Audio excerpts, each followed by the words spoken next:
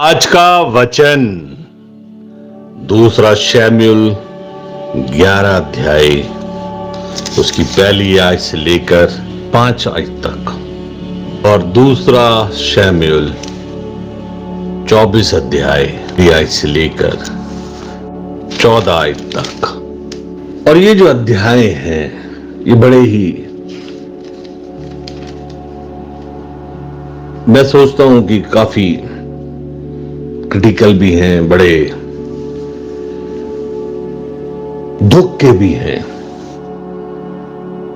कितनी बार हमसे पाप हो जाते हैं, हम गिल्टी हो जाते हैं और कितनी बार हम घबरा भी जाते हैं, डर भी जाते हैं कि परमेश्वर अब हमें माफ नहीं करेगा, हमसे बहुत बड़ी गलती हो गई है, वो क्षमा नहीं करेगा और हम शैतान की तरफ चले जाते हैं और हम अपने मन मर्जी की जिंदगी को जी रहे होते हैं, उसकी आज्ञा को नहीं मान रहे होते हैं और हमसे और बड़ी बड़ी गलतियां होती चली जाती हैं। अगर आप देखें दाऊद परमेश्वर का कितना महान दास था, कितना महान प्रेमी था।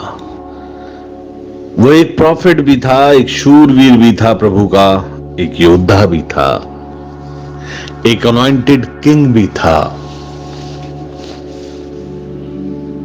और एक अभिषेक से भरा हुआ मनुष्य था।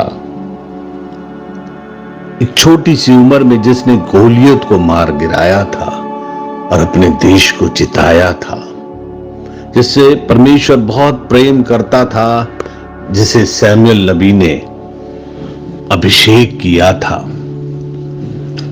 उससे भी एक गलती हो गई एक दिन। पहली गलती तो ये हुई कि जो युद्ध चल रहा था अम्मोनियों से, उसमें वो नहीं गया, अपनी सेना को भेज दिया, क्योंकि अब वो बड़ा किंग हो गया तो उसे छोटी मोटी लड़ाइयों में इंटरेस्ट नहीं रहा है। He became lazy, you know, और वो एक लेजी भी हो गया है।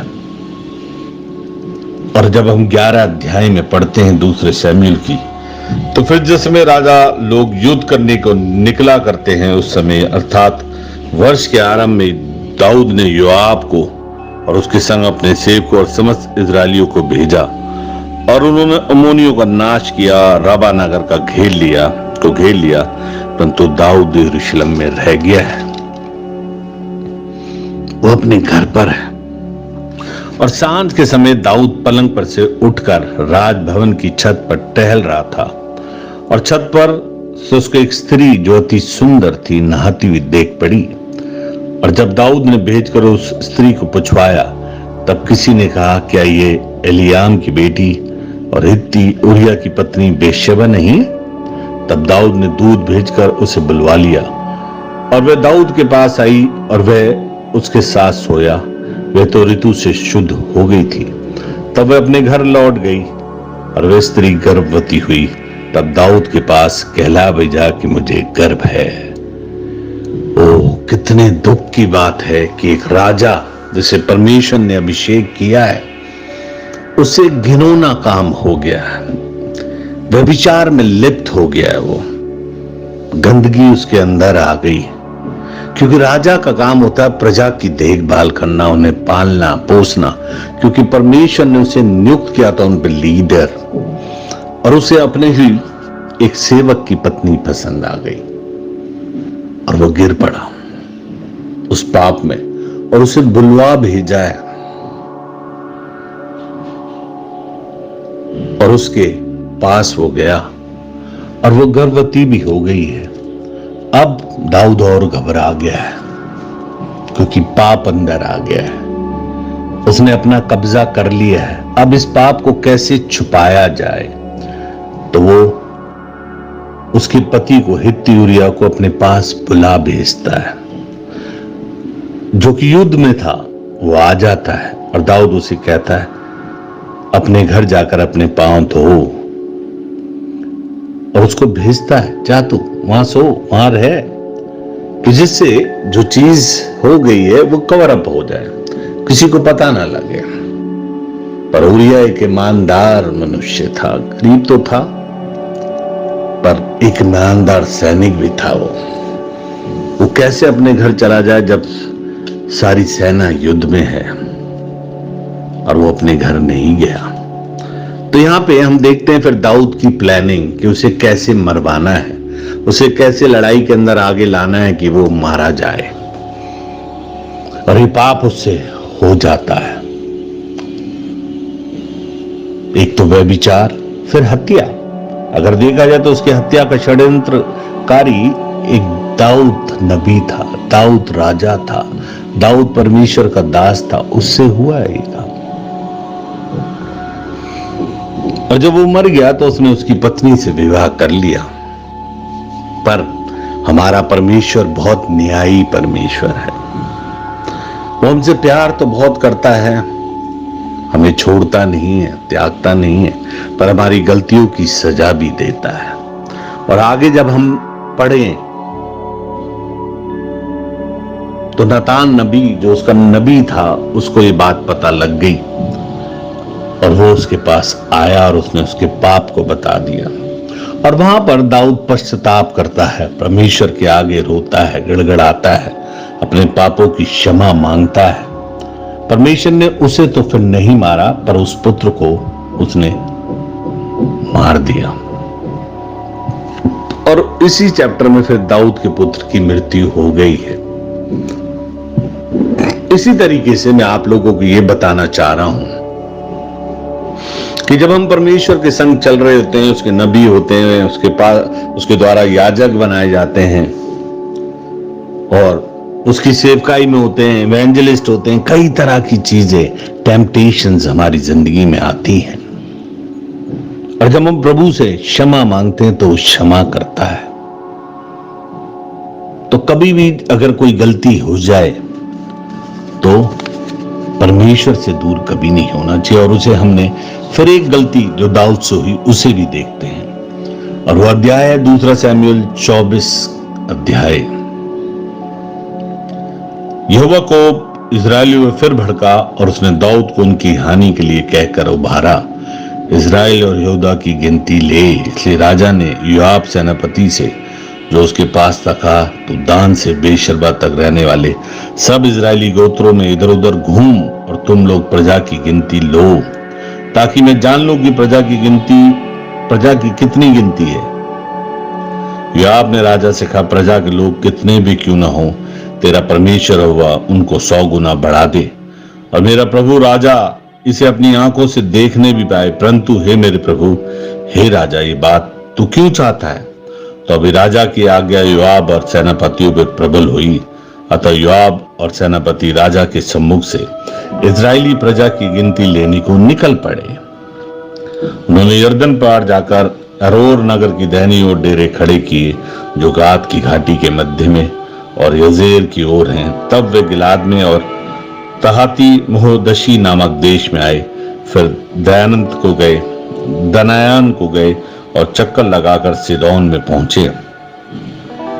तब वे सोर नामक दृढ़गढ़, रहवियों, कनानियों के सब नगरों में गए, और उन्होंने यहूदा देश के दक्षिण में बेशरबा का दौरा निपटाया।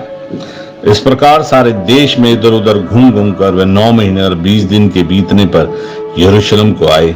तब योआब ने प्रजा की गिनती का जोड़ राजा को सुनाया, और तलवार चलाने वाले यहूदा इजराइल में के तो 8 लाख और यहूदा के 5 लाख निकले। प्रजा की गणना करने के बाद दाऊद का मन व्याकुल हुआ। अतः दाऊद ने यहोवा से कहा, यह काम जो मैंने किया है वह महापाप है। तब हे यहोवा, अपने दास का धर्म दूर कर, क्योंकि मुझसे बड़ी मूर्खता हुई है। यहां पर आप अगर देखें तो दाऊद नबी को ये पता लग गया है कि उससे पाप हो गया है। पर यहां पर राजा का एक घमंड था कि मैं अपनी गिनती कराऊं, जनगणना कराऊं, अपने देश की जनता देखूं, कितने मेरे शूरवीर हैं, कितने तलवारबाज हैं। और उस घमंड में भूल गया कि परमेश्वर इस बात से नाराज हो जाएगा, और उससे फिर एक बहुत बड़ी गलती हो गई। एक परमेश्वर के दास से। कितनी बार हम अपनी निजी जिंदगियों में बहुत सी बड़ी बड़ी गलतियां कर बैठते हैं। हम बहुत टेम्पटेशंस में आ जाते हैं और शैतान हमें बहुत तरीके से टेस्ट करता है, और उस समय हमें परमेश्वर के साथ बहुत बने रहना चाहिए। बल्कि मैं तो ये कहूंगा कि हमें उपवास में रहना चाहिए कि जब हमारा समय थोड़ा सा भी गड़बड़ दिख रहा है तो हम फट से उपवास में जाएं, परमेश्वर के नजदीक आएं और उससे ये मांगे कि प्रभु मुझे अकल दे, समझ दे, बुद्धि दे, मुझे प्रभु अपना ज्ञान दे, अपने आत्मा से मुझे समझा, पवित्र आत्मा मेरी सहायता कर। बल्कि कितनी बार हम अपनी गलतियों से उन टेम्पटेशंस में गिर जाते हैं और पाप कर बैठते हैं। पर अब हम ये भी देखते हैं कि दाऊद यहां समझदार भी हो गया। जो गलती उससे पहले हुई, जो व्यभिचार की थी, हत्या की थी, जो दुख उसने उठाया था, जो बदनामी उसकी हुई थी, जो नाम धराई उसकी हुई थी, उन सब से वो निकल कर आया। उसका ऑनर प्रभु ने वैसे ही रखा। पर अब घमंड आ गया है। कितनी बार मिनिस्ट्रीज बढ़ जाती हैं, अभिषेक बढ़ जाते हैं, आशीषें आ जाती हैं, तो परमेश्वर के दासों में घमंड भी आ जाता है। वो भूल जाता है कि मेरे लोग जो परमेश्वर ने मुझे दिए, मैंने उनके साथ नर्म और दीन और हलीमियत से रहना। कितनी बार वो बहुत रूड टॉक कर देता है, प्राउडी बातें करता है, प्राउडी वर्णन करता है, उसकी स्पीच में स्पीक में प्राउड दिखने लगता है, घमंड दिखने लगता है। तो परमेश्वर आज क्या कह रहा है, हमें यह समझना है। और ये वचन क्यों उसने हमें दिया है, यह भी हमें समझना है। क्योंकि यहां पर जब हम दाऊद की गलती को देखते हैं और वो से सब समझ आती कि मेरे से महापाप हो गया है, तो उसने फटाफट क्या करा। अगर आप 11वीं आयत में देखेंगे, सवेरे जब दाऊद उठा तब यहोवा का ये वचन गाद नामक नबी के पास, जो दाऊद का दर्शी था, पहुंचा। यहां फिर से एक प्रॉफिट की एंट्री है। पहले पिछले उसमें आपने देखी, और अब दूसरे नबी के पास। और उसने जाकर दाऊद से कहा, यहोवा यूं कहता कि मैं तुझको 3 विपत्तियां दिखाता हूं, उनमें से एक को चुन ले कि मैं उसे तुझ पर डालूं। अतः गाद ने दाऊद के पास जाकर इसका समाचार दिया और उससे पूछा, क्या तेरे देश में 7 वर्ष का अकाल पड़े, या 3 महीने तक तेरे शत्रु तेरा पीछा करते रहें और तू उनसे भागता रहे, या तेरे देश में 3 दिन तक मरी फैली रहे। अब सोच विचार कर कि मैं अपने भेजने वाले को क्या उत्तर दूं। दाऊद ने गाद से कहा, मैं बड़े संकट में हूं। अब हम यहोवा के हाथ में पड़े, क्योंकि उसकी दया बड़ी है, परंतु मनुष्य के हाथ में मैं ना पड़ूंगा। हालेलुया। यहां दाऊद अब सारी जर्नी में इस बात को समझ चुका है कि परमेश्वर के हाथ में पड़ना भयंकर बात तो है, पर वही जिलाता है, वही मारता है और वही जिलाता है। हालेलुया। तो यहां पर हमने दाऊद की उस बुद्धि को भी देखा, उस समझ को भी देखा, उस मैच्योरिटी को भी देखा, जो वो परमेश्वर के साथ रहते रहते सीख गया था कि परमेश्वर के हाथ में ही पड़े हम ना जाएं मनुष्य के हाथ में, जो कि क्रूअल है। मनुष्य के हाथ में ना पड़े जिसके पास अपनी समझ नहीं है, अकल नहीं है। और उसने उस 3 दिन की मरी को मांग लिया परमेश्वर से। उसे ये तो पता था कि सजा जरूर मिलेगी। ऐसी में आज आप सबको ये बताने जा रहा हूं कि जब हमसे कोई पाप होता है या गलती होती है, जब हम परमेश्वर की इच्छा को पूरी नहीं करते या उसकी आज्ञा को पूरी नहीं करते, हम अपने जीवन को चलते हैं, अपनी इच्छाओं पे चलते हैं, हम गलतियां करते हैं, तो नुकसान उठाते हैं, तो परमेश्वर सजा भी देता है। वो ऐसे ही क्षमा नहीं कर देता कि हाँ उसने क्षमा कर दिया, मैंने ये पाप करा था। तो हम इस तरीके की थॉट में ना आए कि परमेश्वर तो क्षमा कर देगा, वो तो ग्रेस में हूं मैं। पर ध्यान रखना, कि जब हम गलती करते हैं तो परमेश्वर सजा भी देता है, क्योंकि वो सच्चा न्यायी है। वो सच्चा न्यायी है और वो आपको प्रेम तो करेगा, करता है, आपको छोड़ेगा नहीं, आपको मारेगा नहीं, पर आपको सजा जरूर देगा, क्योंकि सलूशन भी देगा उसके साथ। और यहां पर जब हम आगे पढ़ते हैं तब यहोवा इजराइलियों में सवेरे से ले ठहराए हुए समय तक मरी फैलाए रहा, और दान से लेकर बेशरबा तक रहने वाली प्रजा में से 70,000 पुरुष मर गए। परंतु जब दूत ने यरूशलेम का नाश करने को उस पर अपना हाथ बढ़ाया, तब यहोवा पे विपत्ति डालकर शोकित हुआ और प्रजा का नाश करने वाले दूत से कहा, बस कर, अब अपना हाथ खींच। हालेलुया। ऐसे ही जब हम अपनी गलती मानते हैं, पश्चाताप करते हैं परमेश्वर के आगे, तो वो जो सजा हमारी होती है उसे छोटा भी कर देता है। वो पछताता भी है, वो दुखी भी होता है, वो शोकित भी होता है कि मैंने अपने दास को ये दुख दे दिया, मैंने अपने दास पर ये मुसीबत डाल दी, ये विपत्ति डाल दी। और वो हम पर तरस भी खाता है जब हम क्षमा मांगते हैं। तो आज मैं आप सबको ये कहना चाहूंगा कि जब भी कोई गलती हो तो झट से परमेश्वर के चरणों में जाएं और क्षमा मांग लें, क्योंकि शैतान तो चाहता है कि हम गलतियां करें और नाश हो जाएं। बहुत सी टेम्पटेशन हमारी जिंदगी में आती हैं, बहुत से परेशानियां, विपत्तियां, बहुत से टेस्ट, परीक्षाएं हमारी जिंदगी में चलती हैं, पर याद करें अगर आप उन्हें पार करेंगे तो एक नेक्स्ट लेवल पे पहुंचेंगे, एक नए अभिषेक में आएंगे, एक नई आशीष में आएंगे, एक नई सीढ़ी पर आप चढ़ेंगे, क्योंकि वो हमें अपने करीब लाना चाहता है, वो हमसे बहुत प्रेम करता है। और मैं आप सबसे आज ये कहना चाहता हूं कि जो जिस तरीके से दाऊद नबी से हुआ और ये पाप हुए उससे, पर आप ये भी देखिए जब वो परमेश्वर के नजदीक गया और उसने क्षमा मांगी तो परमेश्वर ने उसे क्षमा किया, सॉल्यूशंस भी दिए और निकाला भी। तो हम अपनी जिंदगी में इन करेक्शंस को लाएं।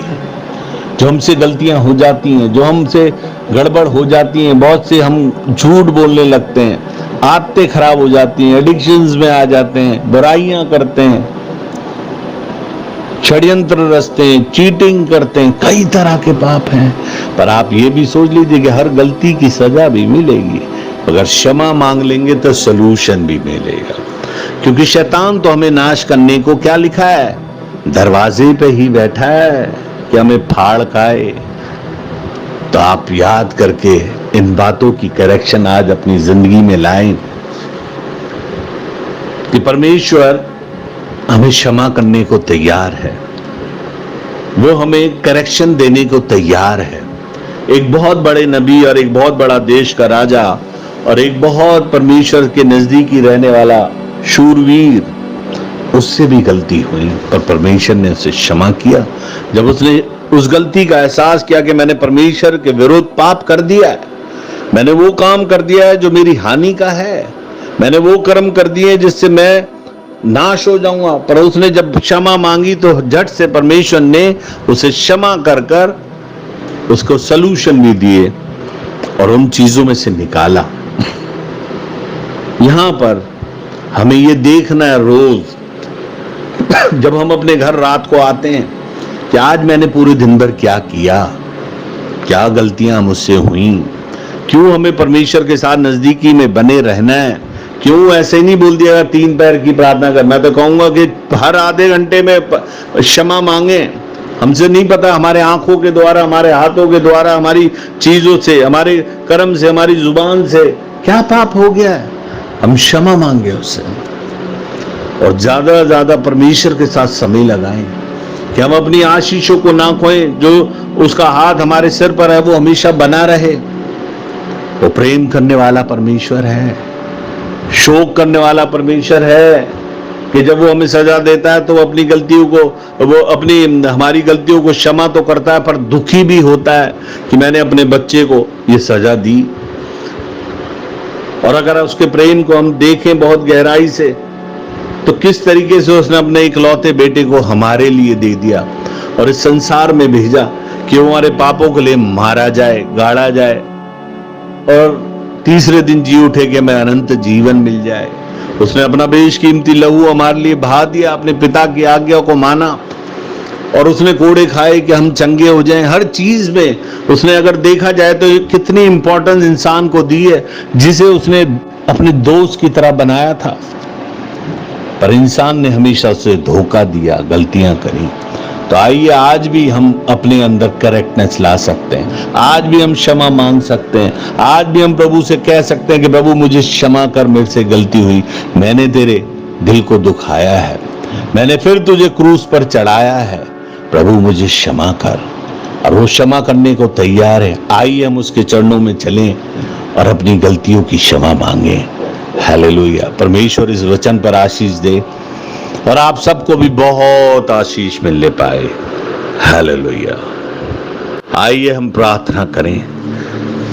हो रला बारा नमाशिंदा रला बाबा बाबा बाबा या करला बा शिखरनो बोरन नमाशिंदा रली बिखरला बाबा बाबा। Thank you Jesus. हो रला हो रला बाबा बाबा। Holy spirit, thank you lord, thank you Jesus. Oh, you are a wonderful God, awesome God, good God, Ramashandaralaba। कितना महान परमेश्वर है, सर्वशक्तिमान है, राजाओं का राजा है, सेनाओं का यहोवा है, यीशु राजा है। प्रभु हम तेरे चरणों की चौकी में आए हैं। प्रभु हमसे कोई भी गलती हुई है, ग्रुप्स के लोगों से हुई है, प्रभु जी ये जो लोग आपने मुझे दिए इनसे हुई है, तो तेरा दास, आप छोटा सा दास, इन सब के लिए क्षमा मांगता है। आप प्रभु क्षमा करें, हमें अपने आत्मिक प्रकाशन में बढ़ाएं प्रभु, और हम तेरी ज्योति बन जाएं कि तेरे राज्य को बढ़ा सकें। प्रभु हमारी चीजों को देख प्रभु, हमसे गलतियां हो गई हैं, हमसे गलतियां हो जाती हैं, प्रभु हमें क्षमा कर दे। और प्रभु जी हमें आशीषित कर, हमारी जरूरतों को देख पिता। और प्रभु जी हमारे बीच में जो जो लोग बीमार हैं, प्रभु यीशु मसीह कह रहे हैं कि उठ और खड़ा और अपनी खाट उठा और चल फिर। रबाशिंदर अला बाबा अभी के अभी प्रभु यीशु मसीह आप सबको चंगाई दे रहे हैं। रिसीव कीजिए, रिसीव कीजिए। और जिन जिन लोगों के पास जॉब्स नहीं है, प्रभु से मांगे, परमेश्वर आप सबको जॉब्स देने जा रहे हैं, नौकरियों के डोर्स खुल रहे हैं, आप आगे बढ़ के ले लीजिए। ओ रला बाखारा बाशिका, जिनको प्रमोशन चाहिए, परमेश्वर प्रमोशन देने जा रहा है, इंक्रीज देने जा रहा है। ओ परमेश्वर से मांग लें, रिसीव करें अभी इस प्रोफेसी को, और परमेश्वर देने जा रहा है। और जिनके बिजनेस नहीं चल पा रहे हैं, परमेश्वर ये कह रहा है कि मैं आज पत्थर को लुढ़का रहा हूं, मैं तुम्हें नई बिगिनिंग दे रहा हूं, नए बिजनेस दे रहा हूं, नया आइडियाज दे रहा हूं। ओ रला बाशिंदा रला, तुम्हारे बिजनेस दोबारा से खड़े होंगे। ओ ले लीजिए, अभी के अभी रिसीव करें इस प्रोफेसी को। परमेश्वर आप सबको बहुत आशीष देने जा रहा है। और आने वाले दिनों के अंदर जिस तरीके से पूरे विश्व में जो चीजें गड़बड़ी चल रही हैं, और रूस और यूक्रेन का युद्ध हो रहा है, किस तरीके से चीजें, महंगाइयां बढ़ रही हैं, विश्व में युद्ध जा रहा है, तो इसलिए अपने आप को परमेश्वर की शरण में ले आइए कि वो आपको बचा के रखे और आपको आशीषित करे। परमेश्वर आपको आशीषों से भरने जा रहा है, आपको आत्मिक प्रकाशन में बढ़ाने जा रहा है। बस मांगे और कहें, प्रभु मुझे आपकी जरूरत है, आप मुझे क्षमा करें, और अपनी जो भी जरूरत है उसके चरणों की चौकी में रखें। और प्रभु आज पूरा करने जा रहा है, विश्वास से आज ले लीजिए। प्रभु आपका धन्यवाद देते हैं कि आपने प्रभु सारे ग्रुप्स के लोगों की प्रार्थनाओं को सुना है, उन्हें आशीषित किया है, मैं धन्यवाद देता हूँ। आपने उन्हें क्षमा किया, मैं आपका धन्यवाद देता हूँ। इस प्रार्थना निवेदन विनती को प्रभु यीशु मसीह के नाम से मैं मांगता हूँ। आमीन, आमीन, आमीन।